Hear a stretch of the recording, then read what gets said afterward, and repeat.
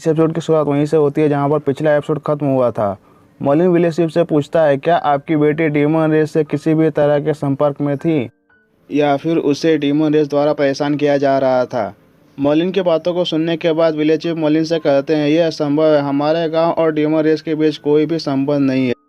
बस बात यह है कि एक दिन गांव के पुजारी की किसी ने हत्या कर दी थी और गांव वालों को उसकी लाश चर्च के पीछे कुएं में मिली थी।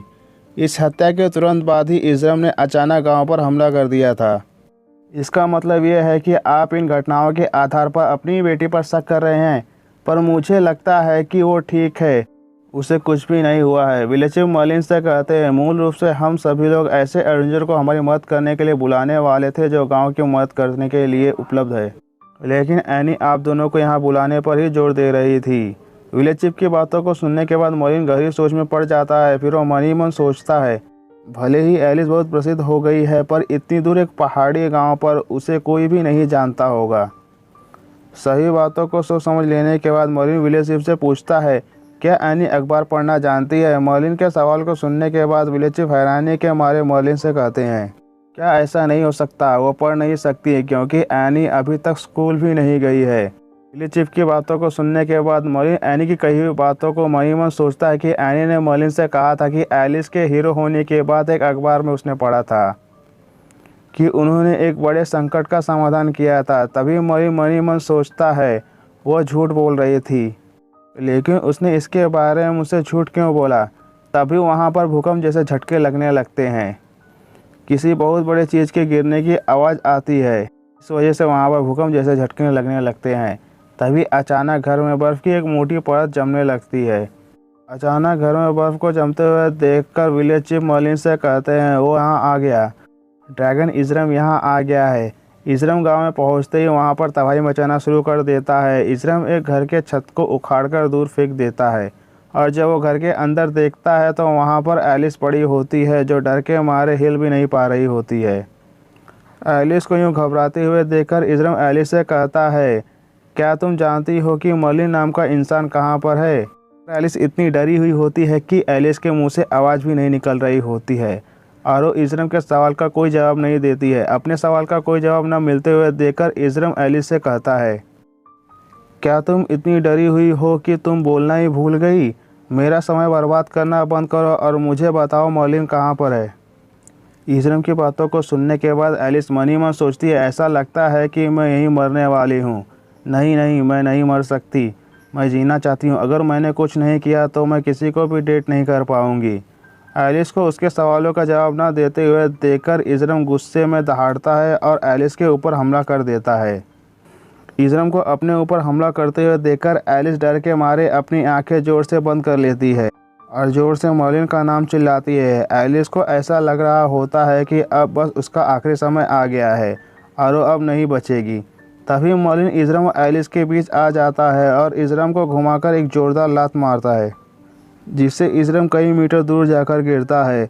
मॉलिन के इज़राइल को लात मारने की वजह से वहाँ पर बहुत तेज़ आवाज़ होती है। उस आवाज़ को सुनते ही जैसे ही एलिस अपनी आंखें खोलती है तो अपने सामने मॉलिन को देखती है।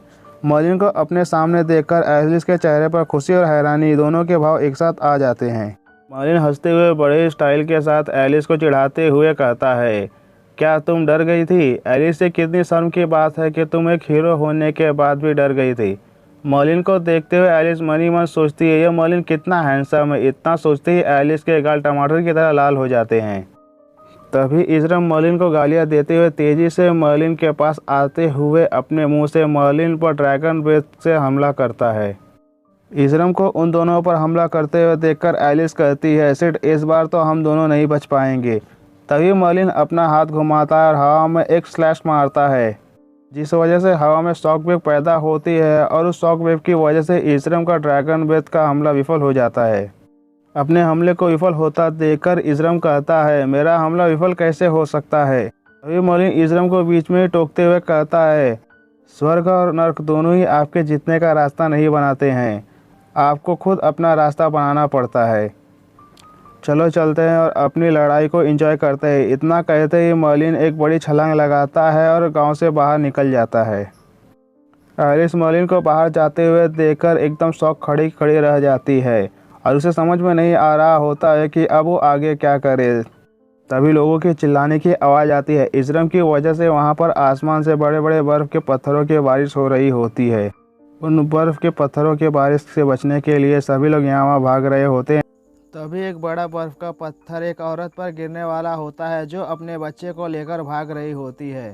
इतने बड़े बर्फ़ के पत्थर को अपने ऊपर गिरते हुए देखकर वो औरत डर के मारे अपनी आंखें बंद कर लेती है और अपने बच्चे को अपने नीचे छुपा लेती है। इससे पहले कि वो बड़ा बर्फ़ का पत्थर उस औरत पर गिरकर उसका कीमा बना देता, एलिस उस पत्थर के छोटे छोटे टुकड़े कर देती है और उस औरत से कहती है, यहाँ से जाकर किसी सुरक्षित जगह पर छुप जाओ। इस पर वो औरत एलिस को धन्यवाद कहती है और वहाँ से चली जाती है। उन गांव वालों को बचाने के बाद एलिस को मर्लिन का ध्यान आता है। तभी वो बड़े बाउंडर को देखकर मन ही मन सोचती है, मैं मर्लिन को इजरम से लड़ने के लिए छोड़ देती हूँ। अभी सबसे महत्वपूर्ण कार्य गांव वालों की जान की सुरक्षा करना है। तभी वहाँ पर एनी आती है और एलिस से डरते हुए कहती है, सिस्टर एलिस, मुझे बहुत डर लग रहा है। मैंने सोचा नहीं था कि वो ड्रैगन मुझे खाने के लिए यहाँ गाँव तक आ जाएगा।